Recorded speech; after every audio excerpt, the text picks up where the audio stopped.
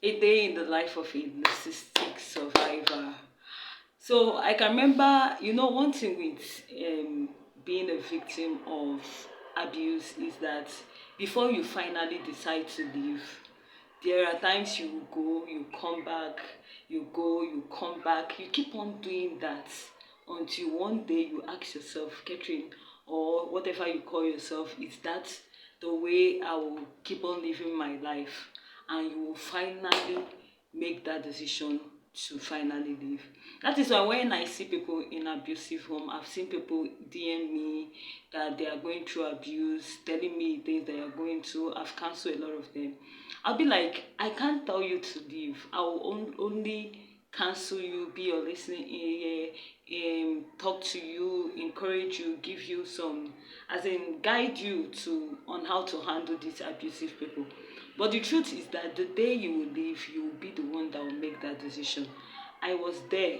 I remember when my people around me, like my loved ones, were like, "What are you still doing? Do you want to die? Can't you leave? It's not until they kill you," and all those things. I'll be bleeding. Do you understand?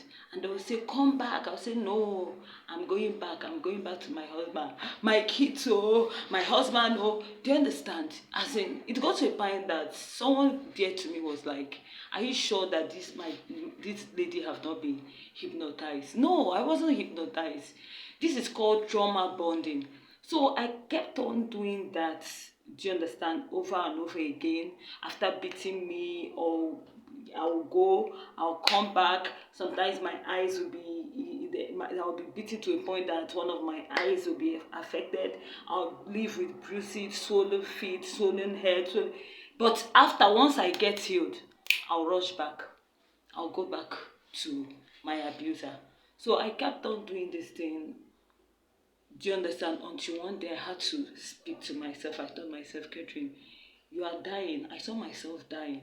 And I told myself, Catherine, is that the kind of life you want for yourself? Is that the kind of life you want for your children? Okay, let me say you don't love yourself. Don't you love your children? If you die tomorrow, you are going to leave these children without a mother. Okay, let me say you survived it. That means you are telling your children that it's good to accept abuse, to be with an abusive partner. You are training them to accept people treating them wrongly. Do you understand? Is that the kind of life you want?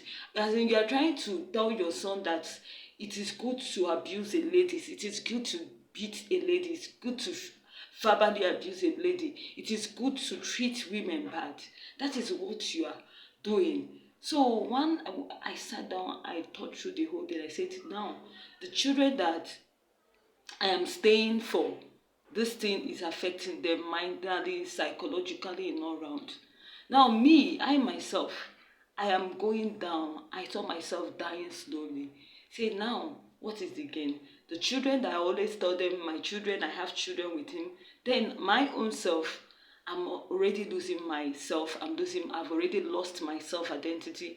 I've lost my self-esteem. I've lost my being, and I'm about to lose my life. Do you understand? So one day I told myself, Catherine, you're not going to die. You have a better life ahead. And that was when I made that decision. That is why I always tell people, the decision that you make, nobody will ask you to leave from an abusive marriage. You are the one that will make that decision yourself. No matter how people talk to you, you will see yourself going back until you finally come to terms with yourself that no, you no longer want it. But until then, you keep on going back to your abuser until you agree within yourself that you no longer want that kind of life. You no longer want to tolerate someone abusing you and all that. And that was all happened to me. So funny enough, today I just remember on one of the occasions I left before I finally left now, because we are going through our divorce process. And he came and was telling me that a man of God told him that I am always leaving his house, that he should leave me, let me go. That the spirit of, what's it called, spirit of prostitution was disturbing me. Oh my God. I was, as in, that the man of God told him, a man of God. There are sometimes when I had this, I said, I don't blame people that will say, Why should I go to church? Even men of God are not even helping. Do you understand? And this man of God he was talking about will always call me when I left to tell me, don't worry, your husband has problem. I'm gonna pray. I'm gonna pray that everything normalize. He will go to my husband and say another thing, trying to just destroy. You see, a man of God being an instrument of destruction to a marriage. So when he said that, I said, well, I had to send message to the man, so-called man of God.